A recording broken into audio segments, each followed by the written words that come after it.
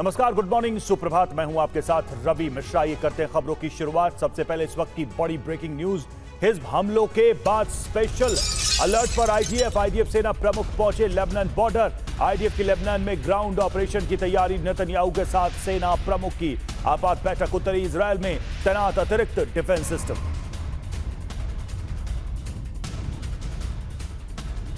तो लेबनान में बड़े ग्राउंड ऑपरेशन की तैयारी। आईडीएफ अलर्ट पर। हिजबुल्लाह की तरफ से किए गए हमलों के बाद से आईडीएफ की नई रणनीति।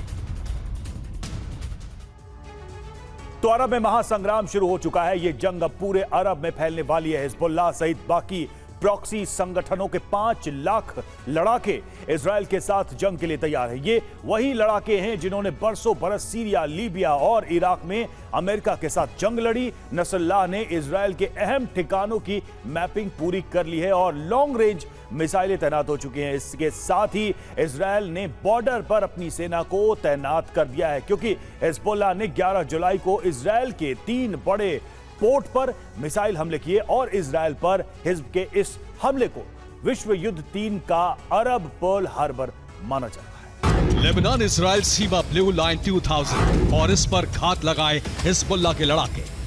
10 जुलाई को ऑपरेशन डिजाइन हुआ और 11 जुलाई की सुबह हिजबुल्लाह के हमलों से इजरायल दहल उठा। हिजबुल्लाह ने 11 जुलाई की सुबह पहला फायर किया और उत्तरी इजरायल की आबादी में एक मकान उड़ा दिया।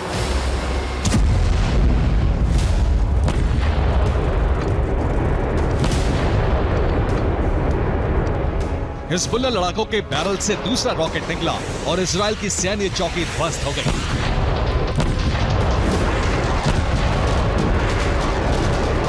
और इसके बाद रॉकेट और मिसाइलों की अनगिनत बरसात होने लगी।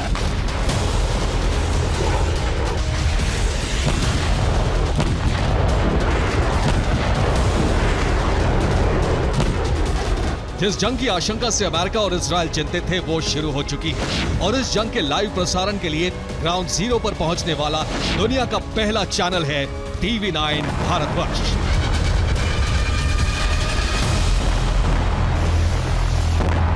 इस समय TV9 आ पहुंचा है उस एपिसेंटर पर, उस जगह पर जिसे विश्व युद्ध का एपिसेंटर भी कहा जाने लगा है। जी हां, आपने बिल्कुल ठीक समझा। इस समय हम मौजूद हैं लेबनान की राजधानी बेरूत में। इजरायल पर अब से पहले हिजबुल्लाह ने इतने बड़े हमले नहीं किए थे।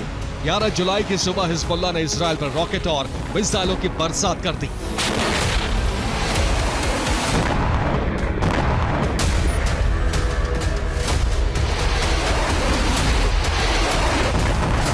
पहली बार हिजबुल्लाह ने इजरायल पर 100 किलोमीटर के अंदर तक हमले किए। उत्तरी इजरायल के माउंट हरमोन, गैलिली के माउंट मेरोन, उत्तरी इजरायल के माउंट तबोर और पश्चिमी इजरायल के माउंट अरबेल तक हिजबुल्लाह ने हमले किए। इजरायल के 5 शहरों को हिजबुल्लाह ने टारगेट किया है।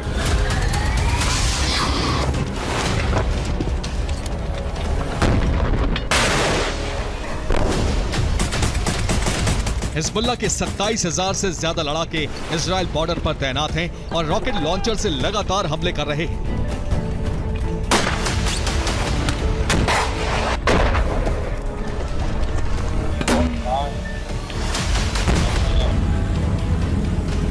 हिजबुल्लाह ने इजरायल के खिलाफ RPG, MANPAD, anti tank guided missile type 36-107 mm rocket हमले किए हैं। इजरायल पर हिजबुल्लाह ने इतने बड़े हमले पहले कभी नहीं किए। हिजबुल्लाह प्रमुख हसन नसरुल्लाह ने कहा है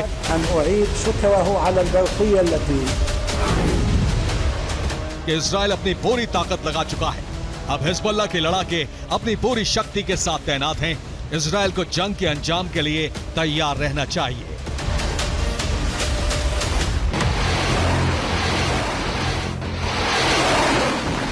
हिजबुल्लाह के हमलों में इजरायल के कई सैन्य बेस, सर्विलांस और रेडार सिस्टम ध्वस्त हो चुके हैं।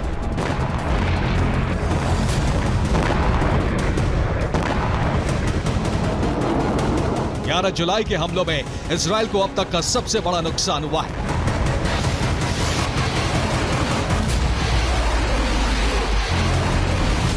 हिजबुल्लाह का एक रॉकेट बेथ हेमचेस में गिरा। इस हमले में इजरायली वॉच टावर पर तैनात इजरायली सैनिक जख्मी हो गया। हिजबुल्लाह ने बाशान डिवीजन की बैरकों पर भी हमले किए। इन हमलों में कई इजरायली सैनिकों के घायल होने की रिपोर्ट है।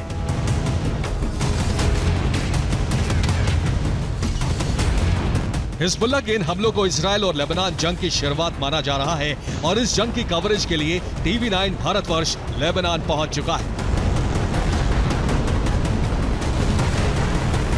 हिजबुल्लाह हर रोज लेबनान पर सैकड़ों अटैक करता है। आज भी करीबन 100 से ज्यादा कहा जा रहा है कि मिसाइलें और ड्रोन की मदद से सदर्न लेबनान से इजराइल के इलाकों में अटैक किए गए, खासतौर पर गैली के इलाकों में। इजराइल के खिलाफ 11 जुलाई को शुरू हुई इस जंग में प्रॉक्सी संगठनों के गठबंधन ने हमले किए हैं।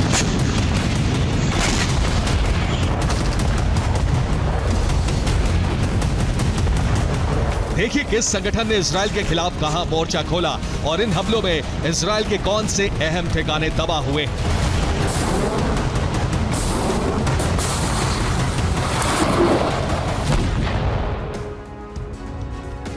और हिजबुल्लाह सहित उसके सहयोगी संगठन इजराइल पर हमले कर रहे हैं। अब तक अशदोद पोर्ट पर हमले नहीं हुए थे, लेकिन 11 जुलाई को हिजबुल्लाह के सहयोगी मिलिटेंट संगठन इराकी रेजिस्टेंस ने अशदोद पोर्ट पर ड्रोन से हमले किए। इन हमलों में इजरायली पोर्ट इंफ्रास्ट्रक्चर को बड़ा नुकसान होने की रिपोर्ट है। इसके पहले 9 जुलाई को भी यही हुआ था। इस दिन हाइफा पोर्ट पर इराकी रेजिस्टेंस के ड्रोन हमले हुए।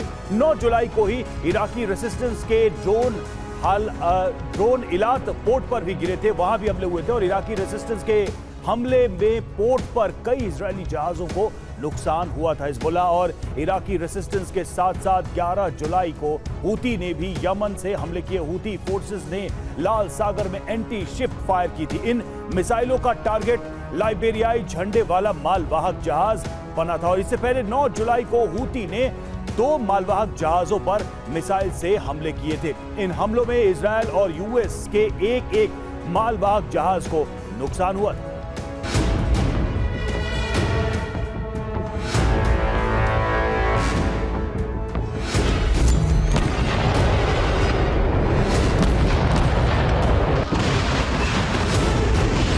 ईरान ने अरब के शिया प्रॉक्सी को हथियार सप्लाई बढ़ा दी है और इसी के साथ इजरायल के खिलाफ मल्टी फ्रंट वॉर शुरू हो गया है। इजरायल पर सबसे बड़े हमलों के बाद सेना अलर्ट पर है। इजरायली सेना प्रमुख हार्जी हालेवी खुद लेबनान से सटी सीमा पर पहुंचे।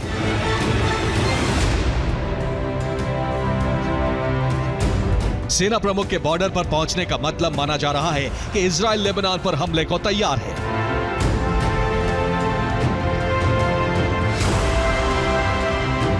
इजरायल लेबनान में ग्राउंड ऑपरेशन शुरू कर सकता है। इजरायली वायुसेना हिजबुल्लाह के ठिकानों पर बम वर्षा शुरू कर सकती है।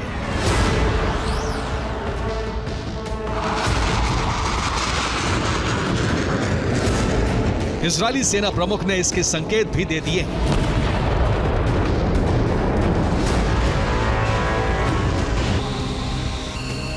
इजरायली हमले की आशंका इसलिए बढ़ गई है क्योंकि हिजबुल्लाह ने इजरायल पर हमले का पूरा ऑपरेशन डिजाइन कर लिया है।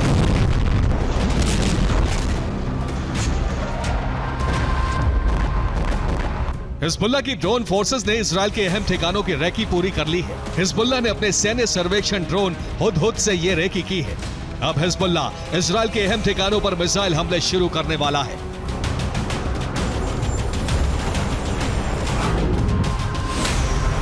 ये हुदहुद ड्रोन से ली गई इजरायल के ठिकानों की वीडियो फुटेज है।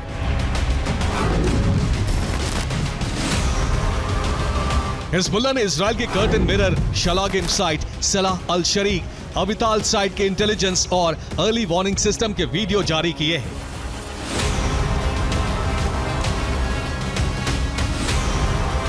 इसके साथ ही तल अल फराज साइट का वीडियो जारी किया है। इजरायली कमांड हेडक्वार्टर, मालिम गोलानी बैरक, किला तकनीक, अल अलैक बैरक, नाफा बेस, सुबार बेस और कातानिया तकनीक की रेकी पूरी कर ली है।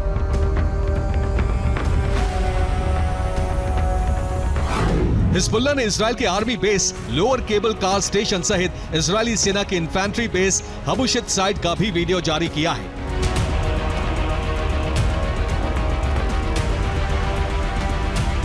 इजरायल और हिजबुल्लाह की जंग शुरू हो चुकी है और इस जंग की तैयारी के लिए ईरान ने भी तैयारी पूरी कर ली है।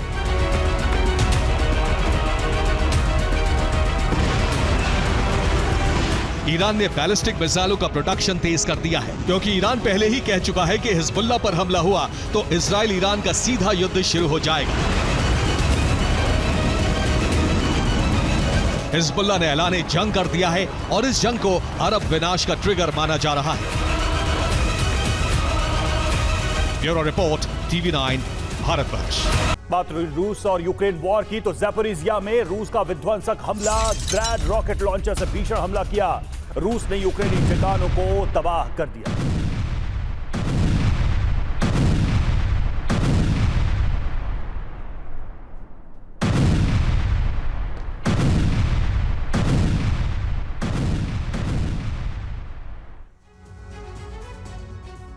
तो तीसरे विश्व युद्ध का काउंटडाउन शुरू हो गया है। महाविनाश का अब तक का सबसे बड़ा सायरन बज उठा है। यह सायरन तब बजा जब यूक्रेन ने स्टॉर्म शैडो मिसाइल और ड्रोन से रूस के 10 प्रांतों को दहला दिया।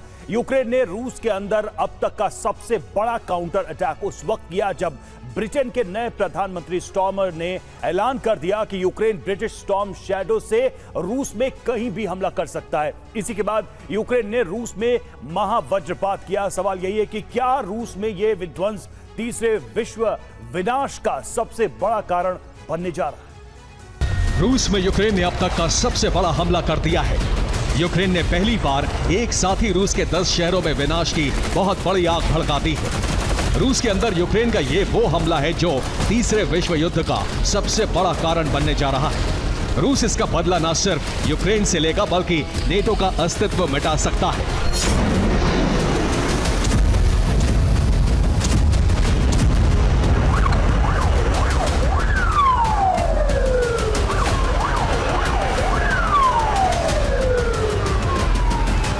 रूस के 10 शहरों में एक साथ उसी वक्त धमाके हुए। रूस की धरती उस वक्त पूरी तरह से दहल गई जिस वक्त अमेरिका की राजधानी वॉशिंगटन में नेटो की समिट हो रही थी।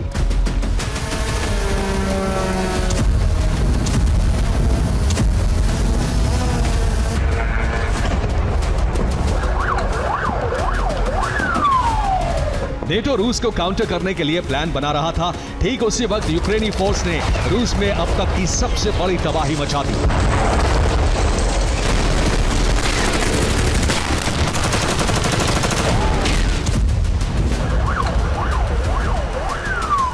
नेटो समिट के बाद ब्रिटेन ने यूक्रेन को स्टॉर्म शैडो मिसाइल से रूसी धरती पर हमले करने की छूट दे दी है। अमेरिका और नेटो यूक्रेन को ATACMS मिसाइल से भी हमला करने की छूट देने पर विचार कर रहे हैं। ब्रिटेन के नए प्रधानमंत्री कीर स्टारमर ने कह दिया है कि यूक्रेन स्टॉर्म शैडो मिसाइल से रूस के अंदर सैन्य ठिकानों पर हमले कर सकता है। यूक्रेन ब्रिटिश मिसाइल का इस्तेमाल जिस तरह से करना चाहे कर सकता है।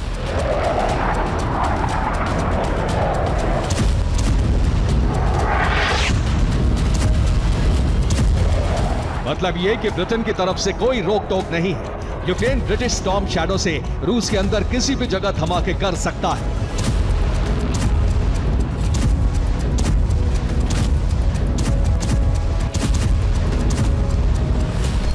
नेटो के नए आशीर्वाद और ब्रिटेन की छूट के साथ ही ज़ेलेंस्की और उनकी सेना के हौसले बुलंद हो गए हैं।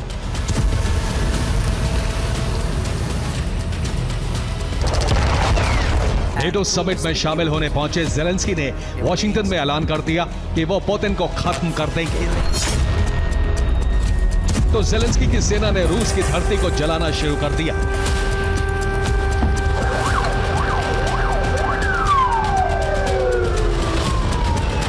रूस के अंदर यूक्रेन के लॉन्ग रेंज हमले शुरू हो गए।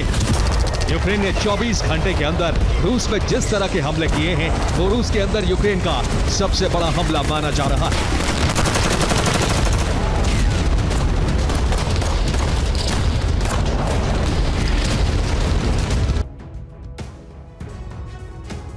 और यूक्रेन ने क्रीमिया में 9 हमले किए, लिहाजा 6 इमारत में आग लग गई, 2 हथियार डिपो भी भस्म हो गए। सेंट पीटर्सबर्ग में 11 ड्रोन विस्फोट हुए। हमले में 2 फैक्ट्री और 4 गैस स्टेशन जल गए।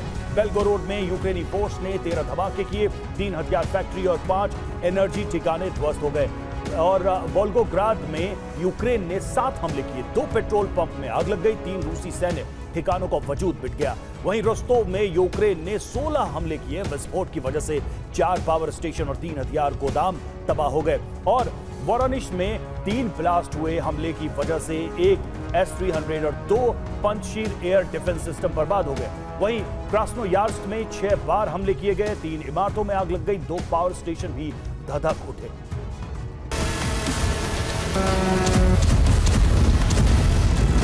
यूक्रेन ने सिर्फ रूस के अंदर ही बड़े हमले नहीं किए, बल्कि युद्ध के मैदान में भी रूसी सेना को बड़ा जख्म दे दिया।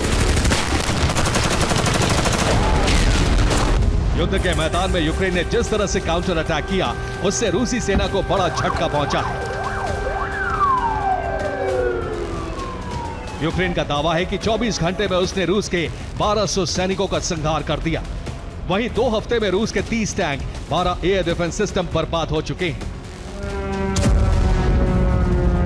यूक्रेन के इस हमले के बाद रूस क्रोध से भर गया है।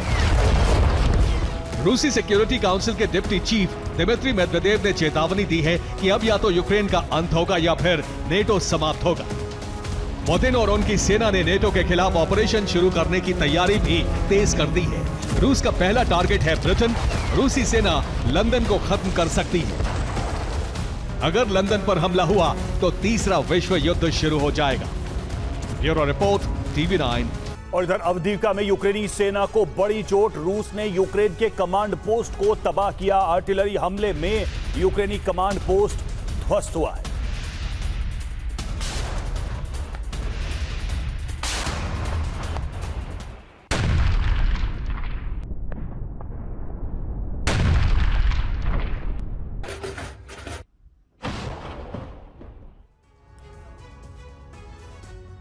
और नेटो ने वॉशिंगटन में हुई मीटिंग में रूस के खिलाफ एक ऐसा ब्लूप्रिंट तैयार किया है जिसके जरिए हर उन मोर्चों पर रूस की घेराबंदी की जाएगी जहां रूस का दबदबा है। इसके लिए यूरोप से लेकर अफ्रीका तक चक्रव्यूह रचा जा रहा है। नेटो खुद का विस्तार करके रूस के गठबंधन को चुनौती देना चाहता है। ऐसे में रूस और नेटो में सीधे टकराव का अंदेशा बढ़ गया है। लेकिन इस सब के बीच चीन और नॉर्थ कोरिया की एंट्री से नेटो की नींद उड़ गई है। बेलारूस में चीन के सैनिक पहुंच गए हैं, जबकि रूस में नॉर्थ कोरिया के सैनिकों की पहली टुकड़ी पहुंच चुकी है। हालात तेजी से बदल रहे हैं, इसलिए नेटो मीटिंग का सबसे अहम मुद्दा सिर्फ रूसी गठबंधन को रोकना था, जिसके लिए 32 देशों ने एकजुट होकर पुतिन से मुकाबले की शपथ ली। नेटो मीटिंग में 3 देशों को लेकर रणनीति बनाई गई, जिसमें रूस, यूक्रेन के अलावा तीसरा नाम चीन का था।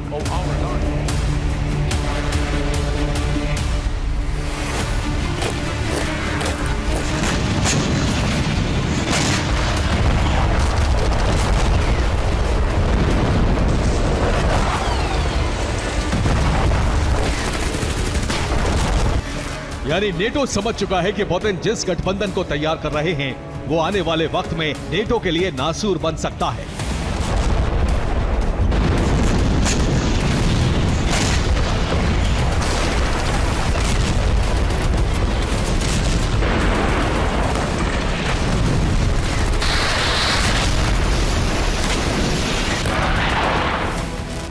इसलिए नेटो ने पुतिन के गठबंधन को शुरुआत में ही तोड़ने का प्लान बनाया है। इसके लिए तमाम नेटो देशों को अलर्ट कर दिया गया है।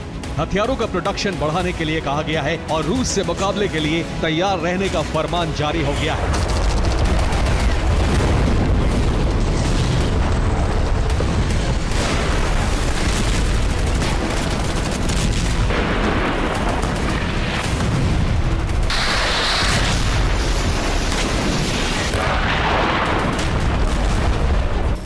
इस तस्वीर ने नेटो की नींद उड़ा दी है। ये बेलारूस में चीनी सैनिकों के युद्धाभ्यास की तस्वीरें हैं।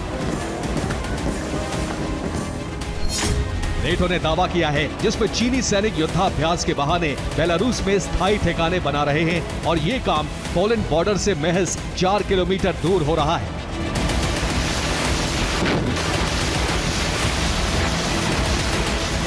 पेंटागन की तरफ से कहा गया है कि बेलारूस के ब्रेस्ट शहर से आगे सर्विलेंस कैमरा, बंकर और परमानेंट मिलिट्री पोस्ट बनाई जा रही है। पोलैंड को इसकी भनक है, इसलिए उसने डिफेंस सिस्टम बेलारूस बॉर्डर पर लगा दिए। साथ ही अमेरिका भी $2 करोड़ की सैन्य मदद भेज रहा है। नेटो के लिए सिर्फ चीनी सैनिकों की बेलारूस में एंट्री ही नहीं है, बल्कि नॉर्थ कोरियाई सैनिकों का पहला बैच भी रूस पहुंच चुका है। यानी रूस अपने गठबंधन देशों को धीरे धीरे युद्ध में शामिल कर रहा है, जो पश्चिमी देशों में बारूदी जलजला लाने की तैयारी में है।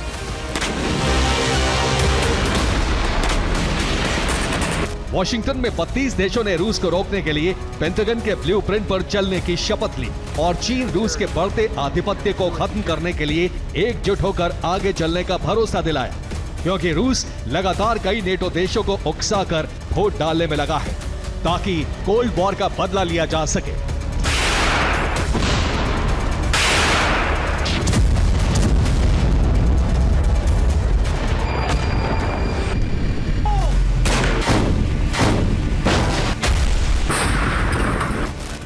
रूस की तरफ से कहा गया है कि किसी भी सूरत में नेटो और अमेरिका का वर्चस्व खत्म कर दिया जाएगा। इसके लिए यूरोप से लेकर मिडिल ईस्ट तक जाल बिछा दिया गया है।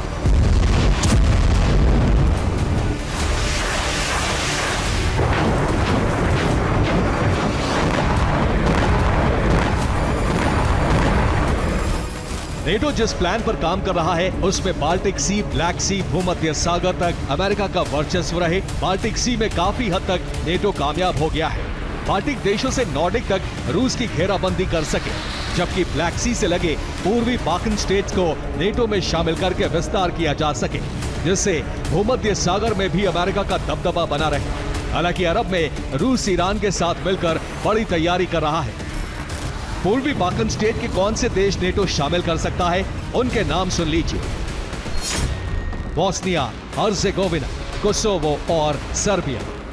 अमेरिका उसी स्ट्रैटेजी पर काम कर रहा है जैसा उसने ईस्टर्न यूरोप में बाल्टिक सी में रूस की घेराबंदी की, जिसके लिए स्वीडन और फिनलैंड को नेटो का सदस्य बनाया। अब अमेरिका ईस्टर्न बाल्कन में बचे हुए देशों को भी नेटो में शामिल करना चाहता है ताकि ब्लैक सी में रूस के दबदबे को खत्म किया जा सके।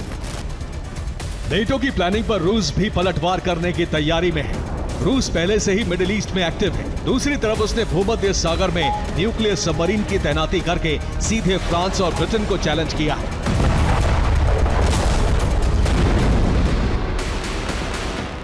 इसके अलावा ईस्ट बाल्कन देश ब्लैक सी में खड़े युद्धपोत के निशाने पर है।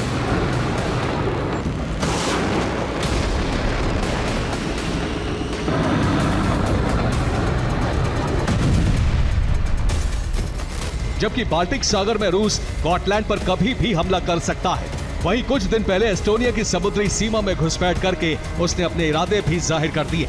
यानी रूस हर उस मोर्चे पर नेटो पर भारी पड़ रहा है जहां उसे चैलेंज किया जा रहा है। खासतौर से बाल्टिक में उसने कैलिनिनग्राड बेस को वॉर रेडी करके बता दिया है कि वो किस हद तक जा सकता है। रूस के सिक्योरिटी काउंसिल के डिप्टी चेयरमैन दिमित्री मेदवेदेव ने नेटो को धमकी देते हुए कहा है कि नेटो की वॉशिंगटन समिट में यूक्रेन के लिए जो रास्ता तय हुआ है, उसके बाद रूस के पास दो रास्ते बचते हैं, या तो यूक्रेन का खात्मा हो या फिर नेटो का। वैसे इससे बेहतर है कि दोनों का काम तमाम हो। यानी रूस मानकर चल रहा है कि अब वक्त नजदीक आ चुका है जब नेटो से उसकी भिड़ंत हो सकती है। इसलिए नेटो भी उन देशों में हथियारों की खेप भेज रहा है जो रूस के निशाने पर है। अमेरिका ने जर्मनी में लॉन्ग रेंज मिसाइलें तैनात करने का ऐलान किया है, जबकि एस्टोनिया में पहले ही F-16 का एयर बेस बना दिया गया है। पोलैंड में अब्राम्स, पैट्रियट और F-35 लगा दिए गए हैं। साथ ही यूक्रेन को अगले साल नेटो 40 बिलियन यूरो की मदद करने जा रहा है। इसके अलावा यह भी कहा गया है कि नेटो कभी भी यूक्रेन में रूस के कब्जे वाले इलाकों को मान्यता नहीं देगा, जैसे अभी तक क्रीमिया को रूस का हिस्सा नहीं माना है।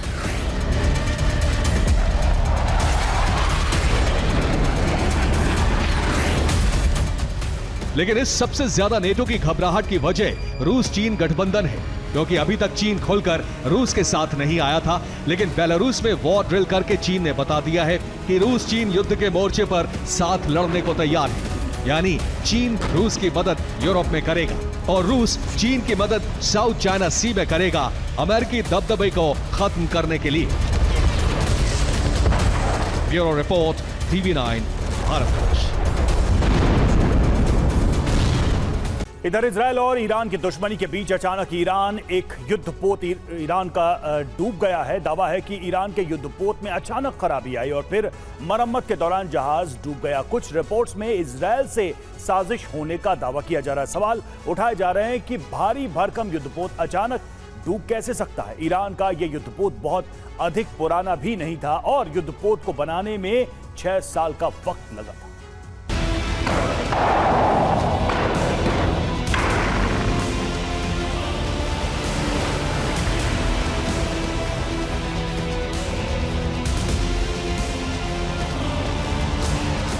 समंदर की ऊंची ऊंची लहरें ईरान के इस फ्रिगेट का कुछ बिगाड़ नहीं सकी। खराब मौसम और तूफान का भी इस ईरानी फ्रिगेट ने कई बार सामना किया, लेकिन एक दिन अचानक इस युद्धपोत में खराबी आई और उसके बाद मरम्मत के दौरान ही यह जहाज डूब गया। क्या यह सब महज संयोग है या फिर इजरायल का कोई खुफिया मिशन? ये सवाल इसलिए क्योंकि फ्रिगेट में खराबी की कोई खास वजह ईरान भी नहीं बता पा रहा है।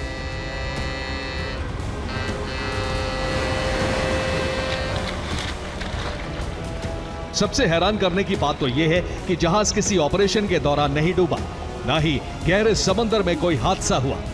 ईरान का सेहंद नाम का जहाज बंदरगाह पर डूबा है, जहां पानी भी बेहद कम था।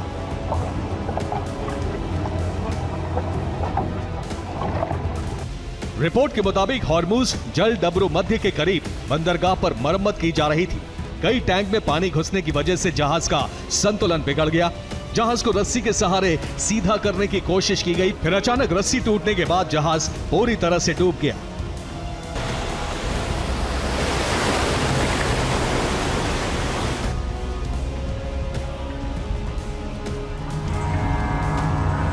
ईरान के लिए यह बहुत बड़ा नुकसान है, क्योंकि यह फ्रिगेट बहुत ताकतवर था और करीब 10 साल ही पुराना था।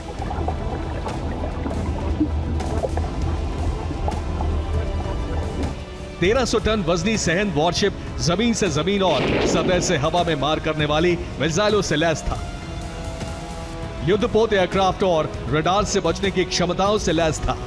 सेहंद जहाज का नाम उत्तरी ईरान के एक पर्वत के नाम पर रखा गया है और इस जहाज को बनाने में 6 साल लगे। इसे दिसंबर 2018 में फारस की खाड़ी में भेजा गया था। सेहंद तेहरान के सबसे आधुनिक स्वदेशी युद्धपोतों में से एक था। यह ईरान के बढ़ते घरेलू हथियार उद्योग की तरक्की का प्रमाण भी था। सेहंद का डूबना 2018 के बाद से ईरान की नौसेना के लिए 5वां झटका था। जून 2021 में ईरानी जहाज खर्ग ओमान की खाड़ी में आग लगने के बाद डूब गया था। यह सेहंद का दूसरा वर्जन था। पहला सेहंद नाम का युद्धपोत 1988 में डूबा था। अमेरिकी नौसेना ने तब ईरान के जहाज को डुबा दिया था। Bureau report, TV9 Bharat. रूस के एंटी एयरक्राफ्ट ब्रिगेड का एक्शन। रूस ने यूक्रेनी हेलीकॉप्टर को टारगेट किया। यूक्रेनी हेलीकॉप्टर पर ताबड़तोड़ फायरिंग की है। तस्वीरें आप देखिए किस तरह से यूक्रेन के इस हेलीकॉप्टर को टारगेट किया गया रूस के द्वारा।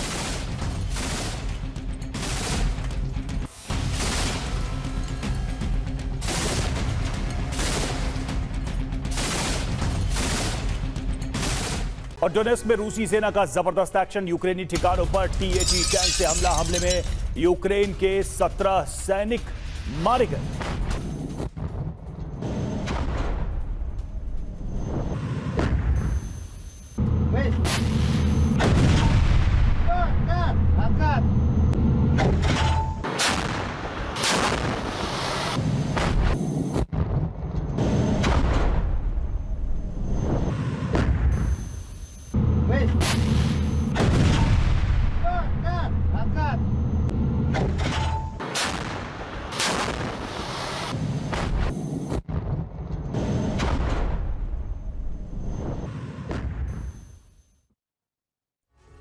और रूस यूक्रेन जंग के 29 महीने बाद यूक्रेनी प्रेसिडेंट ज़ेलेंस्की की मुराद पूरी होने वाली है।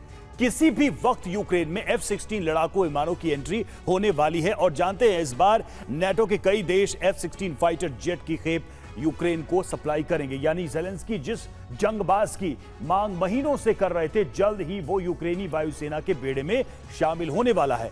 मगर इसी बीच पुतिन की वार्निंग ने यूक्रेन से लेकर यूरोप तक खलबली मचा दी। आखिर कैसे वॉर जोन में F-16 की दस्तक न्यूक्लियर विनाश की सबसे बड़ी वजह बनेगा, देखिए इस रिपोर्ट। बीते 2.5 साल से रूस यूक्रेन जंग पूरे चरम पर है।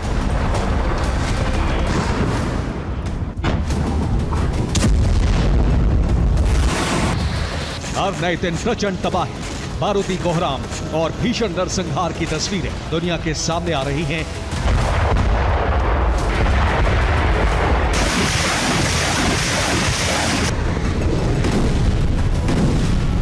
मगर अब रूस यूक्रेन जंग एक ऐसे मोड़ पर जा पहुंची है जहां पुतिन और ज़ेलेंस्की का एक भी दांव साक्षात विनाश ला सकता है।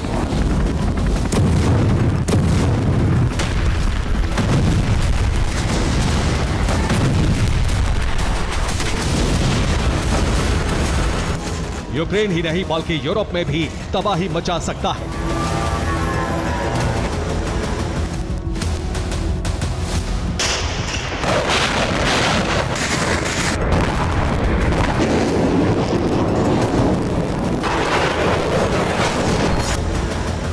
वॉशिंगटन में नेटो की समिट हुई और दुनिया के शक्तिशाली सैन्य संगठन की इस बैठक में बड़ा ऐलान हुआ। वो ये कि जिस आसमानी जंगबाज की मांग ज़ेलेंस्की बीते कई महीनों से कर रहे थे, एयर जोन का वही लड़ाका अब यूक्रेन को मिलने वाला है।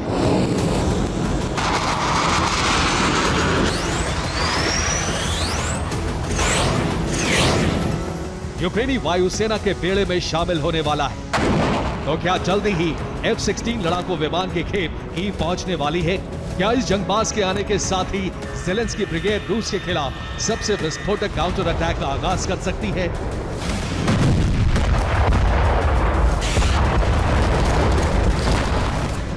नेटो की बैठक में यूक्रेन को लेकर बड़ा फैसला हुआ और खुद बाइडेन ने इस फैसले पर मोहर लगा दी। लेकिन गौर करने वाली बात यह है कि नेटो के कई सारे मुल्क अपने F-16 लड़ाकू विमान यूक्रेन को डिलीवर करेंगे।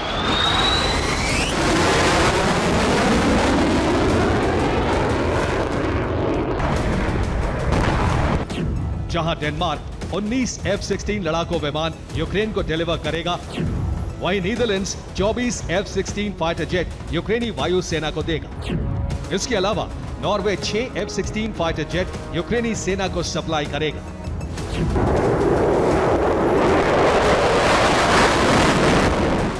सबसे पहले डेनमार्क और नीदरलैंड्स ने यूक्रेन को F-16 देने का ऐलान किया था, मगर नेटो की बैठक के बाद नॉर्वे भी यूक्रेन को F-16 फाइटर जेट देने को तैयार हो गया।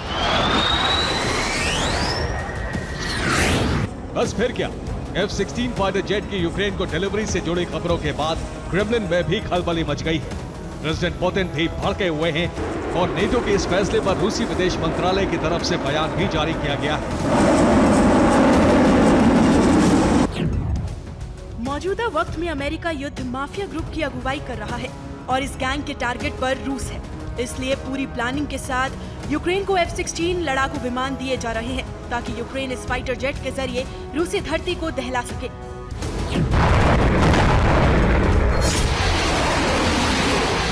आपको बता दें कि पुतिन पहले ही अपना स्टैंड क्लियर कर चुके हैं कि अगर F-16 लड़ाकू विमान की डिलीवरी यूक्रेन को हुई, अगर F-16 से रूसी धरती पर हमले हुए, तो इसके जवाब में रूसी डिफेंस यूक्रेन का वजूद मिटाएगा ही, बल्कि इसके साथ साथ यूक्रेन की मदद करने वाले, यूक्रेन के F-16 लड़ाकू विमानों को अपना एयर स्पेस देने वाले हर मुल्क पर रूस हमला करेगा। यूक्रेन बॉर्डर से सटे नेटो की हर एयर स्ट्रिप को तबाह करेगा।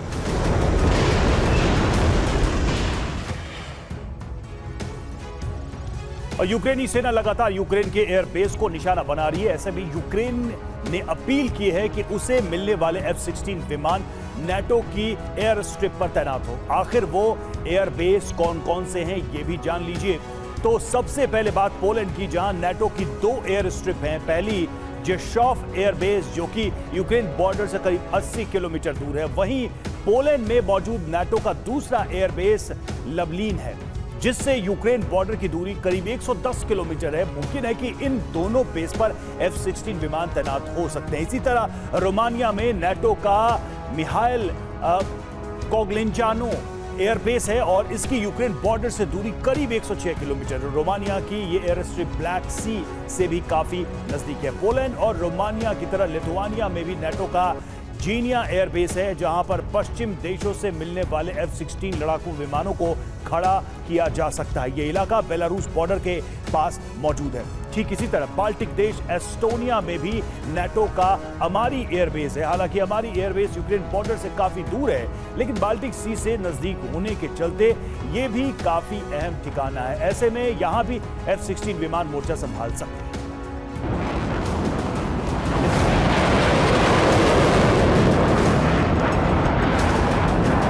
बीते 15 दिनों में यूक्रेन की 30 से ज्यादा एयर स्ट्रिप और एयरबेस को रूसी वायुसेना ने मिसाइल हमले में तबाह कर दिया है।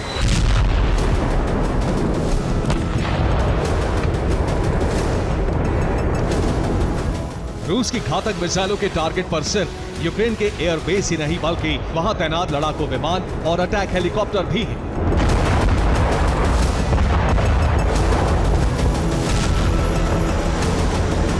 बस इसी बात से यूक्रेन सहमा हुआ है। यूक्रेन को डर है कि अगर F-16 को उसने यूक्रेन के किसी बेस पर तैनात किया तो रूस को भनक मिलने के साथ ही वो उसकी एयर स्ट्रिप को भी तबाह कर देगा। वेस्ट से मिले F-16 विमानों की बलि ले लेगा।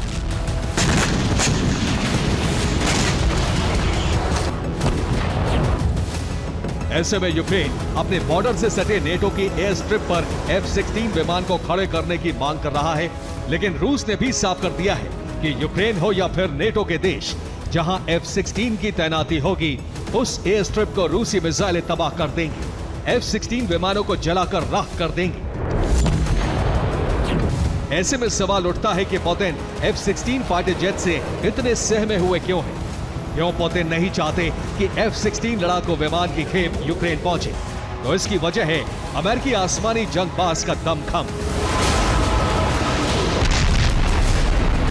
अमेरिकी जंगबाज F-16 चौथी पीढ़ी का मल्टी रोल लड़ाकू विमान है। इस फाइटर जेट का कुल वजन करीब 9,207 किलोग्राम है। F-16 लड़ाकू विमान की मारक क्षमता करीब 4,220 किलोमीटर है। ये मैक 2 यानी करीब 1500 किलोमीटर प्रति घंटे की रफ्तार से उड़ान भरता है। F-16 fighter jet advanced aerodynamics और एवियोनिक्स सिस्टम से लैस है। इसमें radar guided AIM-7 sparrow missile लगी होती है। वहीं AIM-120 advanced medium range air to air missile भी लगी होती है, जो हवा में मौजूद हर टारगेट को ध्वस्त कर सकती है। F-16 फाइटर जेट में 20 mm की M61A1 कैनन भी लगी होती है, जो ताबड़तोड़ अंदाज में गोलियां बरसाती है। एडवांस तकनीक और घातक ब्रह्मास्त्रों से लैस ये सुपर फाइटर किसी भी जंग का रुख बदल सकता है। अपने विस्फोटक प्रहार से दुश्मन सेना में सनसनी मचा सकता है, दुश्मन के सैन्य ठिकानों और इलाकों को तबाह कर सकता है। ऐसे में ये लड़ाका यूक्रेन के लिए गेम चेंजर साबित हो, उससे पहले ही पुतिन ने महाजंग का ऐलान कर दिया है। Bureau report, TV9, Bharat.